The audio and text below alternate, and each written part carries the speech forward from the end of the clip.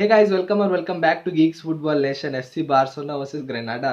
तो अगर शुरू करना ही है तो शुरू करते हैं ग्रेनाडा के स्ट्राइकर से, यानी कि ब्रायन ज़ारागोजा से। तो क्योंकि कल का गेम में जिस कॉन्फिडेंस लेवल के साथ वो उतरा था और जिस कॉन्फिडेंस के साथ वो खेल रहा था वो नेक्स्ट लेवल था। ऐसा लग रहा था कि जैसे कि वो कोई स्ट्रीट गेम खेल रहा है या वो किसी स्ट्रीट पे खेल रहा है। ज़्यादा लंबा कद काठी का नहीं है, बहुत ही एवरेज हाइट का, लेकिन उसके बावजूद भी जो उसका कंपोजर था, जो कंट्रोल के साथ वो गेम खेल रहा था और जिस तरीके से वो थ्रेट कर रहा था बार बार काउंटर अटैक पे, वो नेक्स्ट लेवल था। काउंटर अटैक की बात करें तो मैं पिछले जितने भी लोग मेरे पिछले वीडियोस देखे हुए हैं तो तुम लोग को ये मालूम होगा, पिछले में 2-3 वीडियोस में ये बोल चुका हूँ कि एफसी बार्सिलोना का सबसे वीक पॉइंट है काउंटर अटैक पे अपने आप को बचाना। जो लास्ट गेम था एफसी बार्सिलोना का, उसमें भी काउंटर अटैक पे दो तीन बार जूस कुंडे, रोनाल्ड अराउjo ने एकदम क्लियर चांस पे बचाया हुआ है, लेकिन हर बार ऐसा पॉसिबल नहीं है। अगर आपके सपने यूरोपियन फुटबॉल खेलना है, अगर आपका जो मेन मोटिव है इस सीजन का आपको यूरोपियन फुटबॉल में कुछ हासिल करना है, तो आप ऐसे इतने आप वल्नरेबल नहीं हो सकते डिफेंस लाइन में। एफसी बार्सिलोना पता नहीं क्यों इतने ज़्यादा ऑब्सेस्ड है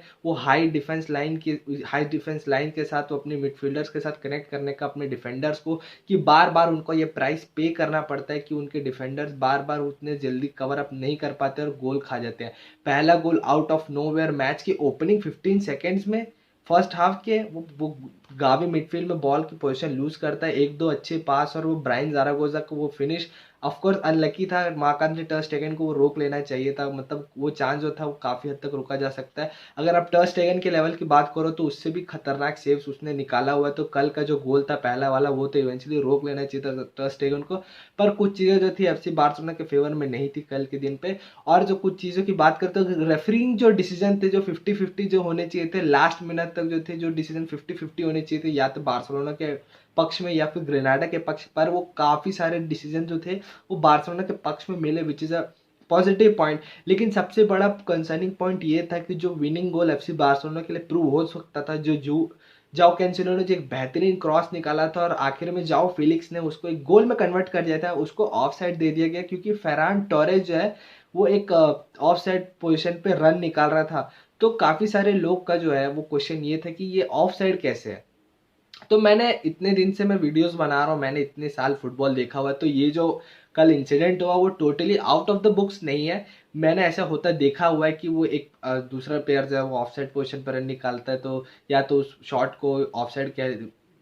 डिक्लेयर कर दिया जाता है, या तो फिर वो शॉट को वो या गोल स्कोर होता है तो उसको ऑफसाइड दे दिया जाता है। तो कल के गेम में भी वही था, मैं बहुत ज़्यादा सरप्राइज नहीं था, वो ऐसा मैंने होते देखा हुआ, तो totally out of the books नहीं था। लेकिन फिर भी एफसी बार्सिलोना के लिए पॉजिटिव पॉइंट्स ये है कि जब मैच ऐसे प्रेशर सिचुएशन पे है, मैच इतना खतरनाक फंसा हुआ है, मैच में आपको कम कर रहा है, तो एफसी बार्सिलोना के पास अभी ये क्वालिटी है कि वो अपने आप को कम करवा सकते हैं, अपनी टीम को कम करवा सके। और क्या जाओ कैंसिलो की तारीफ मैं तब से कर रहा हूँ जब से एफसी बार्सिलोना ने उसको इस सीजन खरीद के लाया, कि वो कितनी ज्यादा क्वालिटी प्रोवाइड करता है एफसी बार्सिलोना की इस लाइनअप को। जाओ फिलिक्स भी और जाओ कैंसिलो भी। जाओ फिलिक्स की जो आप उसका लेफ्ट एंड राइट आप उसको देखोगे, अप एंड डाउन जो मूव करता है, जो स्पेसेस में रन निकालता है, एफसी बार्सिलोना का अभी करंटली सबसे वीकेस्ट पॉइंट ये है कि वो जो प्लेयर्स रन निकाल रहा है आप उसको बॉल प्रोवाइड नहीं कर पा रहे हो अच्छे से। चाहे आप फेरान टोरेस की बात करो, उसके रन्स मोस्टली ऑफ साइड ही होते, लेकिन जाओ फिलिक्स जिस टाइप के पेनिट्रेटिंग रन्स निकाल रहा था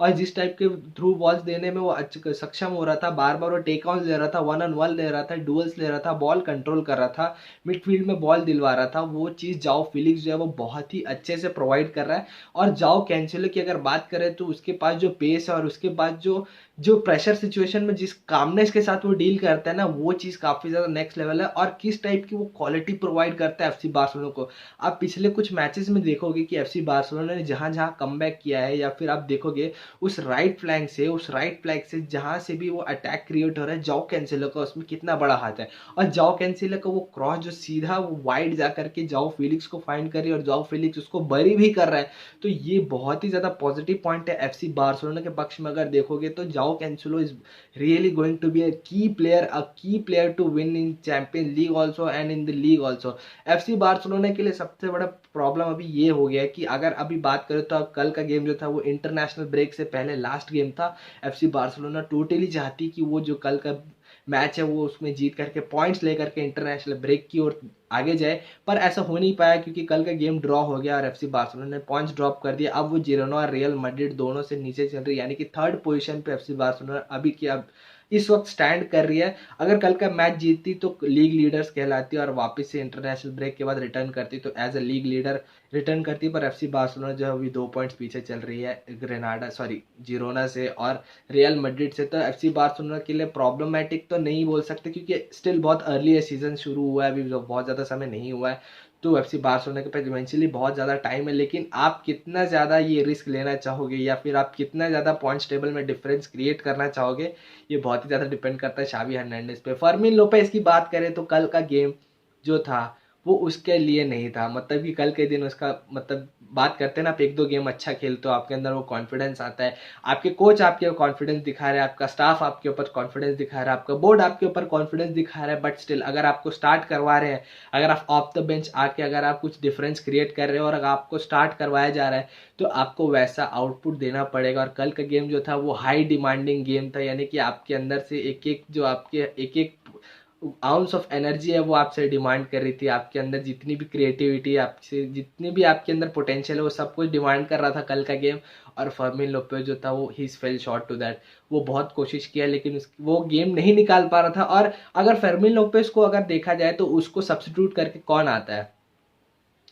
दी मतलब सर्जी रोबर्टो आते हैं और उसके पास जो एक्सपीरियंस है, मतलब उसके पास लालीगा कितना एक्सपीरियंस है भाई, वो one of the best midfielders है जो एफसी बार्सिलोना का मिला। उसने कम से कम 4 या 5 सीजन अपने पोजीशन से बाहर खेले, जो उसका नेटिव पोजीशन है, जो उसका प्रेफर्ड पोजीशन है, वो एक अटैकिंग मिडफील्डर है। और उसने मोस्ट ऑफ द करियर अपना जो है एफसी बार्सिलोना का उसने एज अ राइट बैक खेला है, कहाँ अटैकिंग मिडफील्डर और कहाँ राइट बैक। वो बहुत ही ज़्यादा डिफेंसिव में डिफेंस के मामले में बहुत ही ज़्यादा स्ट्रांग नहीं है, बहुत ही ज़्यादा मतलब उसके अंदर एजिलिटी नहीं है, लेकिन अगर अटैकिंग वाइज देखा जाए तो उसके पास एक्सपीरियंस है और उसके पास माइंडसेट है, उसके मालूम है उसको कि किधर रन्स है, उसको किस तरफ रन्स निकालना है, उसको अपने पोजिशनिंग बहुत अच्छे से आता है, उसको अपने आप को पोजिशन करना आता है बड़े गेम्स में। जब जब सब इन करके जब जब सर्जियो रोबर्टो आता है उसको मालूम है गेम की सिचुएशन क्या है, उसको अपने आप को वहाँ ढालना आता है और उसको गोल स्कोर करना भी आता है। और कल के गेम में सर्जियो रोबर्टो ने दिखाया कि क्यों एक्सपीरियंस जो है वो टैलेंट के ऊपर माना जाता है। एक्सपीरियंस जो है वो आपको सिर्फ ओवर द ईयर्स, आप साल दर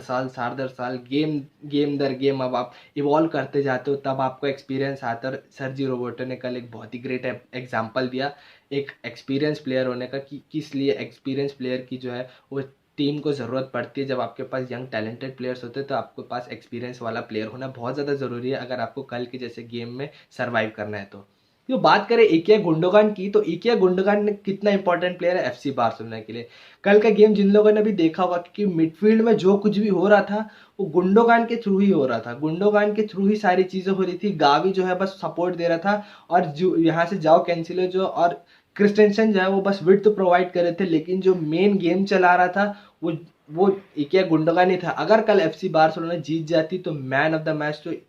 फॉर श्योर इल्कay गुंडोगान को ही मिलता, क्योंकि जिस टाइप के वो रन्स निकाल रहा था, जो बॉल्स वो फाइंड कर रहा था, थ्रू बॉल्स देने की कोशिश की, ड्रिबलिंग भी बहुत अच्छा कर रहा था सामने वाली टीम के हाफ में, लो ब्लॉक के अंदर बहुत ही काम एंड कंपोज बार्सिलोना को स्टेबिलिटी दे रहा था, वो इल्कay गुंडोगान कर रहा था। देखो शावी हर्नांडेज प्रेस कॉन्फ्रेंस में भी बोलते हुए आया है कि एफसी बार्सिलोना का जो डीएनए है, मेन जो एफसी बार्सिलोना का प्लेइंग स्टाइल है वो इल्कay गुंडोगान के पास है, वो कर सकता है। और कल के गेम में उसने दिखाया भी बहुत ही ज्यादा उसके अंदर, मतलब कैसे बताऊं कि वो जो स्टेबिलिटी दे रहा था ना, एफसी बार्सिलोना की प्रॉब्लम ही है पिछले 3-4 सीजन से जितने भी लोग मैच देखते आ रहे हैं, एफसी बार्सिलोना के अंदर स्टेबिलिटी खत्म है। एक दो गोल पिटते हैं या एक दो काउंटर अटैक उनके ऊपर शुरू होता है तो स्टेबिलिटी पहले ही भाग जाती है एफसी बार्सिलोना की। There is no stability, total वो क्या टोटल मैच होता है। Barcelona is all over the place अगर एक दो गोल पड़ता है तो, लेकिन अगर देखा जाए तो ऐसे एक्सपीरियंस प्लेयर की जरूरत है जो कामनेस देते हैं, जो आपको स्टेबिलिटी देते हैं, जो आपके गेम के टेम्पो को स्लो डाउन करते हैं, वापस से आपको पोजीशन दिलाते हैं, एक दो पास लेते हैं, एक दो रन निकालते हैं, थ्रू बॉल देते हैं।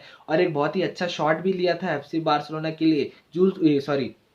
इल्कay गुंडोगान ने बहुत ही अच्छा शॉट भी लिया था, लेकिन वो शॉट जो था वो इवेंचुअली सेव कर लिया गया, वीक फुट से लिया था, बहुत ही कंपोज शॉट था, लेकिन बट स्टिल अगर और थोड़ा सा सपोर्ट मिलता जाएगा इल्कay गुंडोगान तो डेफिनेटली वो इवॉल्व करने वाला है आने वाले समय में। तो again a record breaking evening for Lamine Yamal, ये बंदा रिकॉर्ड्स तोड़ने से नहीं रुक रहा है, हर दिन मतलब मैचेस दर मैच जो है वो रिकॉर्ड्स तोड़ते जा रहा है। बहुत गुड न्यूज़ है एफसी बार्सिलोना के लिए कि लामिन यमाल अपना पहला गोल मारता है सीनियर टीम के लिए, एफसी बार्सिलोना के लिए, ला लीगा के लिए भी और एफसी बार्सिलोना के भी। एक हिस्ट्री का दिन था कल का। बट स्टिल उस गोल में कितना ज़्यादा हाथ था जाओ फेलिक्स का। मैं कह रहा हूँ जाओ फेलिक्स और जाओ कैंसिलो जो है वो बहुत ही बेहतरीन, बहुत ही क्वालिटी प्रोवाइड करते हैं एफसी बार्सिलोना की इस लाइनअप को। मुझे पता ही नहीं कि इस साल जैसे खत्म होगा तो एफसी बार्सिलोना कितने ट्रॉफीज के साथ एंड करने वाली ये वाली सीजन, और ये देखना होगा कि एफसी बार्सिलोना कितना एफर्ट लगाती है जाओ कैंसिलो और जाओ फेलिक्स को साइन करने के लिए। तो जाओ कैंसिलो तो डेफिनेटली साइन होने वाला नेक्स्ट सीजन, ये बात तो मैं आज ही बोल सकता हूँ। लेकिन जाओ फेलिक्स का क्या होगा? एफसी बार्सिलोना जो है वो कुछ करने वाली जाओ फेलिक्स को साइन करने के लिए, या फिर वो बर्नार्डो सिल्वा के लिए अगेन जाने वाली है 70-60 मिलियन लेकर के? ये चीज़ देखना होगा। जाओ फेलिक्स किसी भी हाल में 80 मिलियन के नीचे तो नहीं मिलने वाले। तो उस मनी का यूटिलाइजेशन जाओ फेलिक्स को साइन करने के लिए किया जाएगा या बर्नार्डो सिल्वा को साइन करने के लिए किया जाएगा, वो तो इस तो मुझे नहीं मालूम। लेकिन एज पर जाओ फेलिक्स की बात की जाए तो वो हर मैच में अपना काम जरूर करता है, उससे जितना एक्सपेक्ट किया जाता है वो काम जरूर करता है। और कल के मैच में एक ग्रेट असिस्ट दिया था जाओ फेलिक्स ने, और वो असिस्ट लामिन यमाल को दिया था। लामिन यमाल के लिए एक ईजी टैप इन का मामला सामने आया और उसने टैप करके गोल स्कोर कर दिया और एफसी बार्सिलोना को लेवल करवा दिया। सॉरी नहीं, एफसी बार्सिलोना के लिए जो था वो मैच में वापस कमबैक करवाया एफसी बार्सिलोना को, क्योंकि 2-0 डाउन चल रही थी। एफसी बार्सिलोना के लिए जाओ फेलिक्स जो है वो बहुत ही ज़्यादा इंपॉर्टेंट होने वाला है, क्योंकि जो मैं पहले भी कहते आ रहा हूँ पिछले कुछ सीजन्स में जो लेफ्ट विंग पे जो शांति बनी हुई थी, जैसे कि अब लेफ्ट विंग के प्लेयर्स को देखो, अंसु फाटी को देख लो, फेरान टोरेस को देखो, बहुत लॉन्ग टर्म से वो लोग आउट ऑफ फॉर्म चल रहे हैं, वो अपने फॉर्म को लेकर काफ़ी समय से जूझ रहे हैं। लेकिन अब जब इस सीज़न अब जाओ फेलिक्स जैसे क्वालिटी प्लेयर को अपने लाइनअप में ऐड करते हो, और जो क्वालिटी आपको उस लेफ्ट विंग से देखने को मिलती है ना, वो देख के मुझे बहुत ही ज़्यादा खुशी होती है, क्योंकि डिजर्व करती है एफसी बार्सिलोना। इतने समय एक आप अपने दोनों लेफ्ट विंगर्स से आपने अपने इतने समय स्ट्रगल किया, उनके आउट ऑफ फॉर्म से लेके स्ट्रगल किया, उनकी फॉर्म को लेके, उनके गोल स्कोरिंग एबिलिटी को लेके आपने स्ट्रगल किया, तो आप ये डिजर्व करते हैं, फैंस ये डिजर्व करते हैं, एफसी बार्सिलोना ये डिजर्व करती है कि आपको जाओ फेलिक्स जैसा क्वालिटी प्लेयर मिले जिसकी प्राइस टैग 180-130 मिलियन के आसपास हो, और आपको उस टाइप की क्वालिटी दे। और जिस टाइप का असिस्ट जाओ फेलिक्स ने निकाला ना, वो बिल्कुल मज़ा आ गया देखने में, और बहुत ही बेहतरीन असिस्ट था लामिन यमाल के लिए, और बहुत ईजी असिस्ट भी था लामिन यमाल के लिए, जिसने इवेंचुअली वहाँ पे बरी किया चांस को और गेम को वहाँ पे वापस एफसी बार्सिलोना को गेम में कमबैक करवाया। With that being said guys, video का यहीं पर रैप करते हैं अपन। वीडियो पसंद आया तो जरूर लाइक करना, अपने फुटबॉल फ्रेंड्स के साथ शेयर जरूर करना, और अगर अभी तक सब्सक्राइब नहीं किया है तो सब्सक्राइब करना बिल्कुल भी मत भूलना। अपन जल्दी से मिलते हैं नेक्स्ट वीडियो में, तब तक के लिए stay safe, stay healthy, good bye.